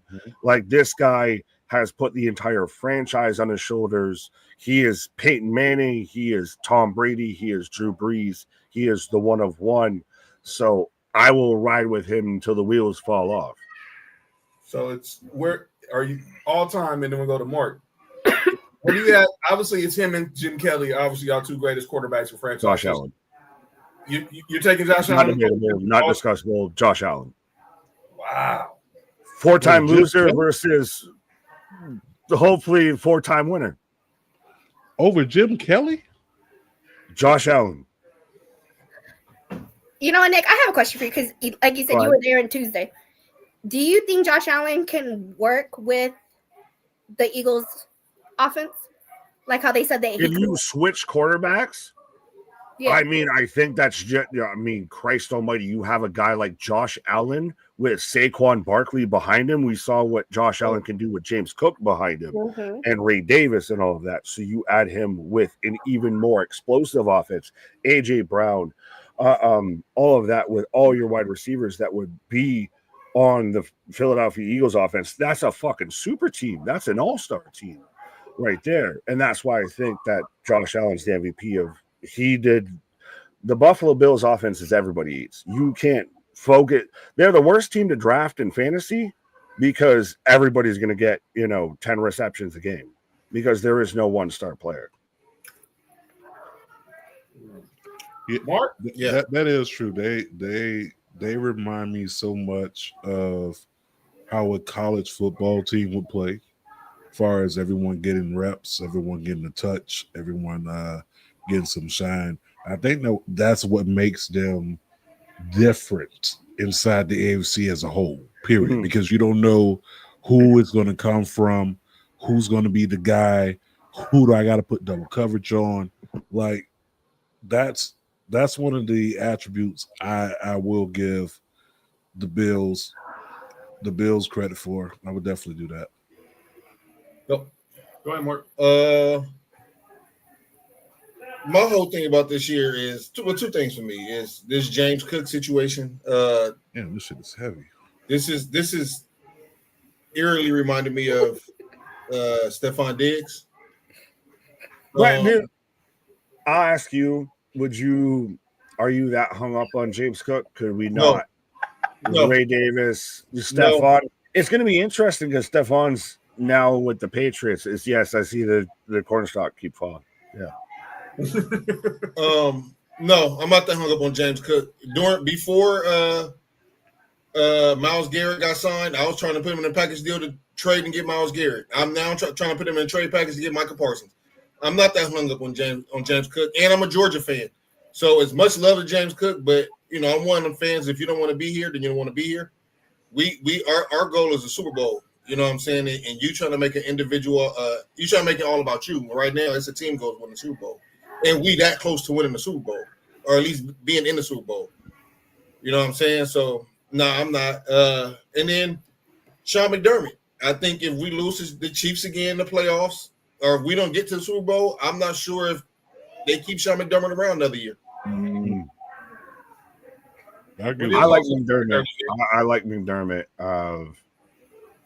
I wonder if it's so much of having the pieces and all of that is James Cook. Like, do you need a star player or is it just Josh Allen and a lot of really great role players? Because that's Khalif Shakir is a role player. Yep. Josh Palmer is a role player. Yep. We haven't even seen any rookies like Dalton Kincaid or Keon Coleman really break out. Of Joey Bosa's somehow gone from all-star to role player on the Bills. So does it just become an abundance of role player talent around Josh Allen that puts it over the edge? Because I swear by this, to me as a Bills fan, it is Super Bowl or bust. I want to watch the Bills in the Super Bowl. Anything less than that, especially years after years of losing to the Chiefs in the AFC Championship game, of there is nothing beyond that is a success, or nothing under that I should say is a success. So Nick, let me ask you this then, right? Mm-hmm. Super Bowl or bust, and I'm not putting this on you. Let's say it's a bust. Mm-hmm. What do we do then to go ahead and put everything back into perspective? Do we keep what we have currently at the helm? Do we keep the coaches? Do we keep the genetic makeup of what is the Bills now? Or do we just completely start unraveling this team and making trades?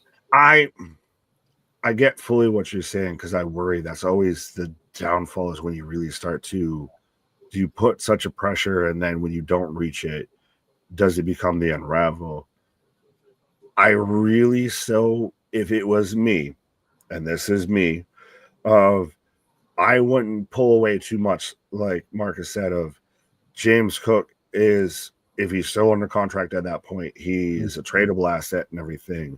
Of maybe you start to get more into the market of actually we're going to put dollars on cents, if we're going to get some actual legitimate weapons, instead of you just move away from the everybody eats of, all right, so we're going to actually put some star talent around our star player. That's the only, I wouldn't disassemble it.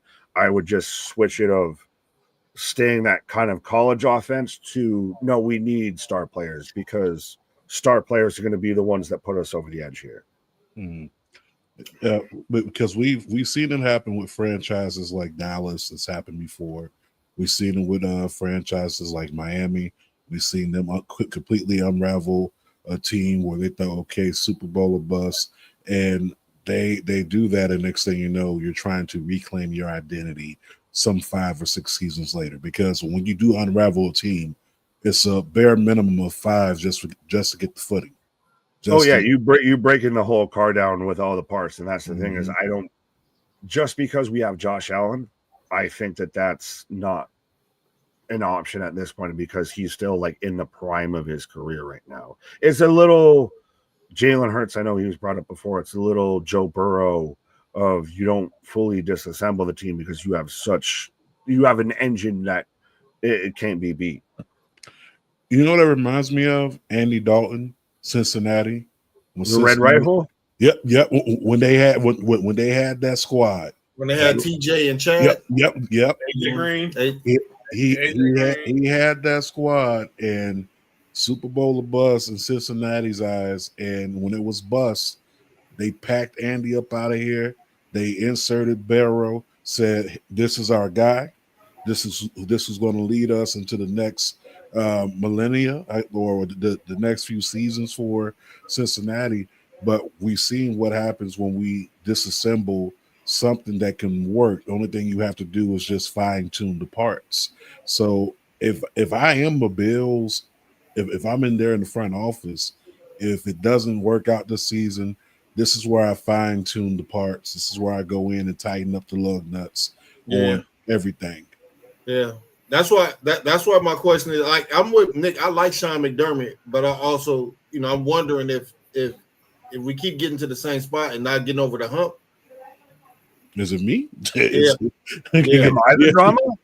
I mean, and this is the thing. It's the same thing that happened with Georgia. Mm-hmm. When we had Mark Richt at coach, we kept getting there. We couldn't get over the hump. We brought in Kirby Smart, then we went back-to-back championships. You know what I'm saying? It just could be as simple as that. But let me ask you this. But couldn't obey a traffic law worth of shit. They won't fire. If you fire McDermott, you got to fire Brandon Beane too. Brandon Beane, he just left the. You just fired Brandon Beane. How you fire Brandon Beane like that, John? He just left the screen. No, I'm not the Pagulas. What you looking at me for? God damn it, John. Well, see? And everybody was saying it was just me saying this. Now, see, we have congruent evidence here. I'm saying is what Brandon be backstage till he comes back. What are you saying, John? I'm saying it got to start. I would think it would start with him because he hired McDermott, and they're been forever. Well, I will say this, because I would fucking get rid of Ann Boone on the Yankees, but I wouldn't get rid of Brian Cashman. Right. I think that I agree there. Because I think there was that's a little bit of. I think Brandon Beane has been really our best GM. Of he's a little bit like the Howie Roseman with the Eagles. A little bit of we get these kind of unsung sneaky talents. Think about it. We got Josh Allen late in the first round and everything after everybody else fucking slept on him. So he finds gems. I still don't. Again, I don't think we get rid of McDermott. I don't even know. Do you switch up coordinators again? I know we got rid of Ken Dorsey. Do you get rid of Joe Brady? Do you start moving D coordinators?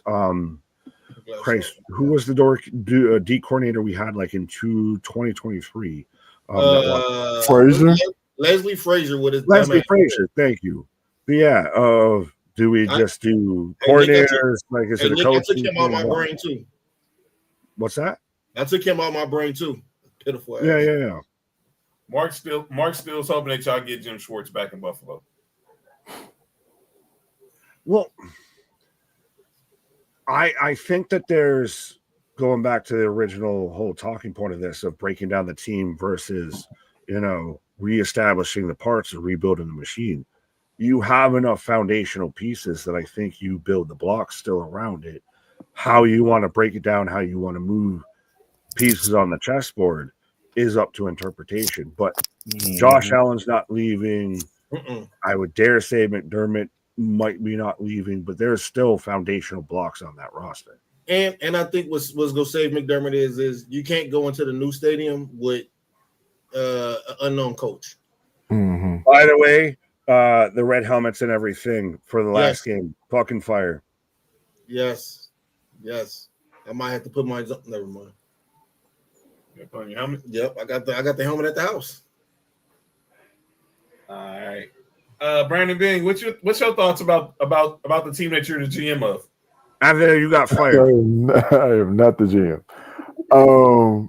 I do understand the whole Sean McDermott situation, but I think it goes back to like what I think with the GM. I think the GM brought McDermott there, so it'd be interesting how that situation comes about if Buffalo doesn't win a Super Bowl.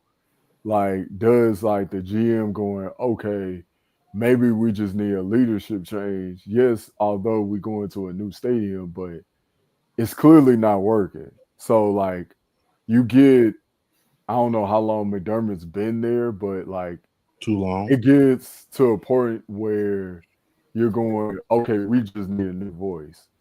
Like maybe it could be an offensive head coach. I don't know.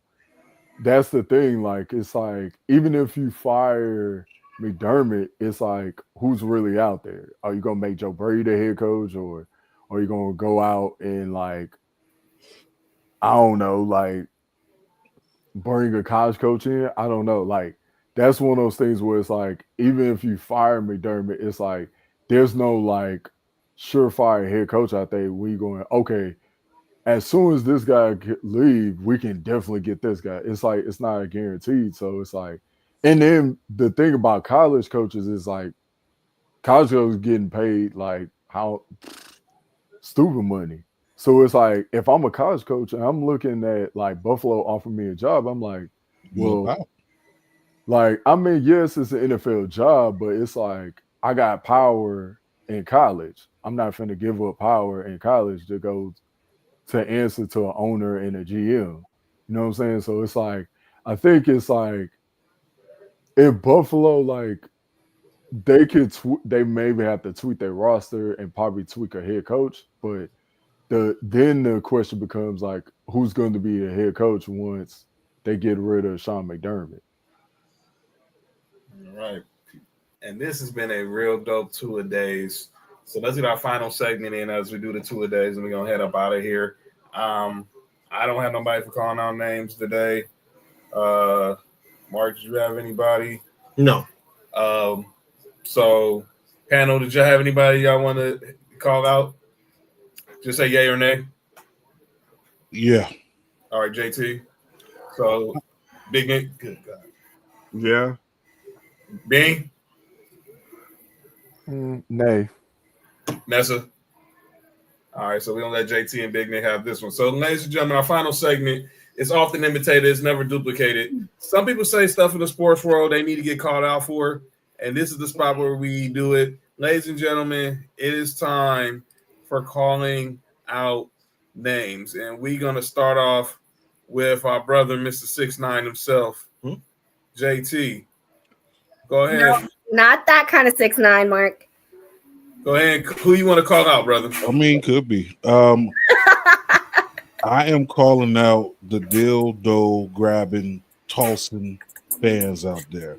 Stop ruining this game of WNBA by tossing dildos on the court. You're taking away from the art form. Right now, the WNBA got to find a distraction. So now they're probably going to lower down the basketball rim that we get more dunks in the WNBA. But stop throwing dildos, all right? Listen, if that's how you feel before you go to the game, go ahead and get some time of that personal time with the dildo and do that at your own leisure. Nobody wants to see a random color shaft on the basketball court, okay? People are mortified. People are embarrassed. It's not funny anymore. And to be honest, if I catch you at a WNBA game throwing a dildo, I'm going to find that dildo. I'm going to make sure you receive it back. All right. Big Dick. Who do you want to call out, brother? ESPN as a whole, I know from wrestling fans to just NFL fans of ESPN at this point, they bought out the NFL Network. They bought NFL Red Zone, which we've already seen. It is testing out, running commercials, picture in picture and all that. And I can't wait until we get, Chris Hansen's brother with Stephen A. Smith and all of that as we get commercials picture in picture on NFL Network. I'm gleefully hoping that we get a college, game day, a red zone version of it, but also even on top of that of just everyone, and I know this is sports, not wrestling, but everyone crashing out about ESPN and WWE pairing together all the PLEs of we got to pay $29.99, we got to do this, we got to do that. Of ESPN, after even firing Unk and all that, of just kind of takes PRLs after PRLs. And anyone want to actually pull me back to where everyone else showed up? Excellent. Steve John always just still trying to go at me still, even with all of this. And then I still have to actually get pulled back. Happy National Frozen Custard Day. Yeah, stop bitching about prices, man. Listen, price of the brick is going to go up every year. Gas used to be all day 89 cents when I was a kid, okay? Now it's $3 at a minimum $3.50, some places $5. Guess what? I'm still putting gas in my car. I gotta drive. Can I catch the bus? Absolutely. My preference is to drive. But is that a bit of the thing of everybody that's complaining is still going to buy a $50 AEW pay-per-view is still not subscription. It's still going to Uber Eats. Still just how can I find the time or the money? Listen, you're going to make time for the stuff that you want to make time for, okay? I'll give you a prime example. Today, as I was getting ready to hand off some food to a homeless guy at a corner, right? Get ready to hand him them food. You know what he did? I'm good. I don't want no food. I want money. You're going to find time for the stuff that you want to find time for. If you're really hungry like that, you're going to get you a plate. If you just in it for the money, you're going to make your money. If you really want to watch this shit that you claim that you like, you're going to pay for it regardless, okay? Regardless of the fact, you're going to pay that price. You got females out here spending $5,000 for Beyonce tickets and they way up in the goddamn nosebleeds. Well, and that's the thing is someone's going to pay it. So again, with the ticket prices, with this charge, with that increase, someone's paying it. So Just if not you don't want them to charge that much, then I guess we all need to collectively not pay it. And which is not going to happen. It's the same thing as when everyone bitched about the Sunday ticket prices. Yep. But everyone's still purchasing it because they want to watch football. People gonna bitch just to have something to complain about, and the tribalism is gonna be there no matter if it's a football team or organization. They gonna find a reason to bitch. Well, and people just don't read don't read. People don't read. Don't read into any bit of the actual article. Don't do any sort of secondary look into it, research anything. They It's don't just vet it. well, that's what so and so said. So I guess that's my opinion now. It's like, what? It makes no sense, dog. Stop. Get your money up. All right, get your money up. If you can't afford it, start collecting cans. Just get a VPN. Just get a VPN. Hashtag not sponsored. There we go. Get a VPN and get Netflix, and you're good to go. $20 a month. Exactly. You still gotta pay for it. Well, I feel between you're still paying for something, and the people that's what they're complaining about is the paying part. If you don't want to pay for it, don't pay for it. Stop bitching about it. But that's the thing is people are already paying for it. Like whether you already have Netflix, you probably already have some sort of cable provider to watch SmackDown, which that's already for the most part included into this new deal that no one read about, which they also did a terrible job of not putting that towards the front of this whole story. Purposely. You probably also at least either watch the AEW pay-per-views, which are $50 a month, or you watch a TNA pay-per-view or anything, which now you're spending from $10 to about $50, depending on pay-per-view, streaming services, all of that, just to watch wrestling. Like, we've already been paying. And a lot of people are missing the fact that, for the most part, you're not going to have to pay. It's one of those of, you were already pirating if this is going to affect you. Honestly, respectfully, at this point. Class. That's what you did there, Faith. All right.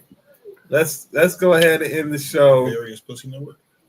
Dog, you good? You know what? Go Hey, good work. I don't know what's going on, but I am gonna be pulling up a lot more. Use a freaky frog. You are just finding that out. Welcome to Sports4U on a Friday. And it's a full moon. No, that's just Mark, man. Hey, listen, Mark. Years, man. Hey, Mark, listen. Oh, man. You all right. This Parker don't even know. Don't encourage him. All right. So, hey, real quick, play that clip for me, John. Hey, Mark, it is. Oh no! Oh my! Not Harry Spears, man. He really does. All right. So this is what we're gonna do. So I'm gonna get everybody get a final word to give a pep talk, final message to your squad, and then we're gonna get out here for the night. Brandon Bean, final words you want to say to Jets as we get ready, as y'all head into week 1 in the next month. Obviously, like no key injuries. Like it's like obviously like basically like no key injuries.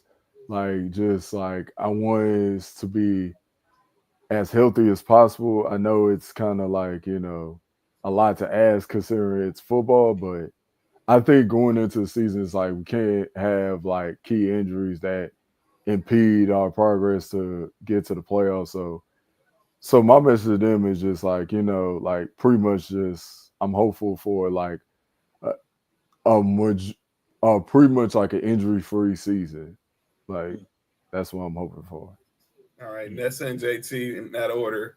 Y'all final message to the Dolphins, starting with you, Madrina. Play smart. Don't get a concussion. Yeah. 6'9". For the love of God. Guardian helmet on 3, ready, break. I'm gonna keep it a buck. Listen, Dolphins fan, Fins Nation, Fins up. All day. Listen, club promoters, Don't let these football players into your spots. Tell them to go the fuck home. Tell them you got a game in a couple days. Club promoters, close your doors on the football players. O-line, protect Tua. Okay, he's one more hit away from eating glue, and also the place called Sheets and Cran. Eating crabs and shit. And also, besides protecting Tua, don't oversell a victory. Don't get too caught up in just a few victories in a row. Once you hit past 9 to 10, then we can start talking. We can start, stepping on the table, letting people see what size shoe we wear. But until then, keep it on the low. We got this. Fans up all day. We ain't playing around. Fans up. Fans for the championship. Fans for the Super Bowl. Fuck the Jets. And I'm out. All right. And to our members of Bill's Mafia, Big Nick, Mark. Don't fuck this up. Well, it's one of those of you have Hard Knocks, you have a Hallmark movie. Like, we are the focus of the NFL this year. Josh Allen just coming off of an MVP year. We are expected to win the Super Bowl, which I know is not always good for us. Just don't fuck it up at this point. Do what we came here to do. Do what we should have done a while ago. Super Bowl or bust of, again, just don't fall victim to the same tropes we did for the past fucking 4 years. Don't fall for the banana in the tailpipe. Yeah, don't slip on the don't get blue shield in Mario Kart type of shit. Yo, fuck you, Marcus. I'm with Nick, man. Just finish off the season, man. Like, regular season, I'm so far past the regular season. Like, let's finish off what we're supposed to be doing, man. And that's winning the Super Bowl, man. I need to see one of these in my lifetime. I lived through the 4 losses. This is crazy. Yeah. All right, brother. We gonna get up out of here. So here we go. Programming note: no show Tuesday because I'll be on assignment. We'll be back next Friday with the AFC North. More CCN fans gonna be here. Dallas Cash, Cab the Postman are gonna be here talking AFC North. Our girl Christy Love's gonna be here to talk NFC North. My boy Paco from Columbus is gonna be here to talk some more. From Columbia? Columbus. Oh. We're not moving weight. Even though I had to go do a pickup for the funeral home, I can see how you can get work in the city now. John, not on air, dog. I just said I can see. I didn't say how, but I can see how the process is. So let everybody give their socials, and then we gonna get up out of here. Brandon, tell where they can follow you on social. The Real Bills GM. Not the real. Nah, I'm not the GM again. You can follow me on @BrainB96. That's my main account. But my backup account is allku34. So you can hit me up there. But that's all my socials or Twitter. And of course, we go to my man JT. Tell them they can follow you, brother. All right, listen, tune in, listen. You can find me at Marks with Mics, MarksWythMics. Make sure you follow us on Twitter, now known as X, the Book of Faces, IG, TikTok, YouTube.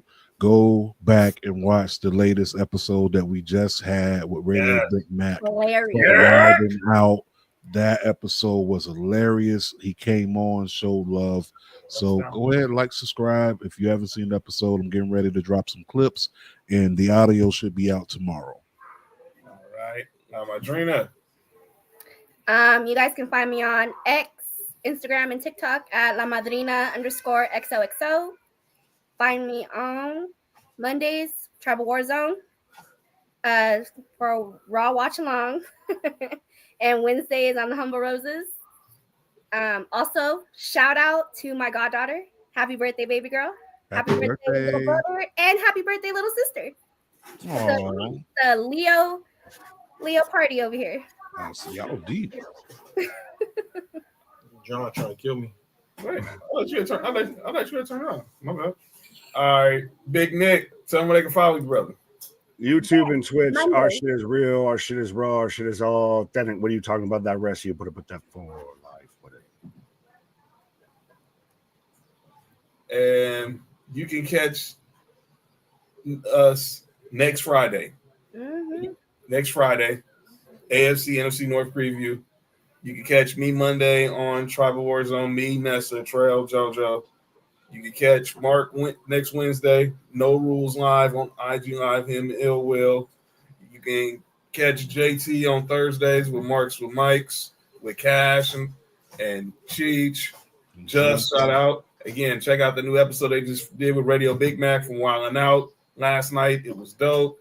And stay tuned for everything else we got new coming with the Culture Clash and the Townhouse Media family. Hit that subscribe button for all the channels. Sports4U, Townhouse Media, Culture Clash, Wrestling for Life, Humble Roses, Marshall Mikes, everybody. And as Chris said, happy birthday to Nessa's goddaughter. Shout out to Chris. She's going to be joining us real soon. Hey, that's a future NFL mom right here. If you know future NFL mom right here, stay tuned. So we're going to get up out of here. Enjoy your weekend. Enjoy the preseason football. Any baseball is going on. Be safe. Stay cool. This has been the two-a-days AFC NFC week conclusion. We'll see you next week for the North. I'm John. That's Mark. We got JT, Big Nick, La Madrina, Brandon Bean. That's not the GM of the Bills, supposedly. And we keep your dildos at home.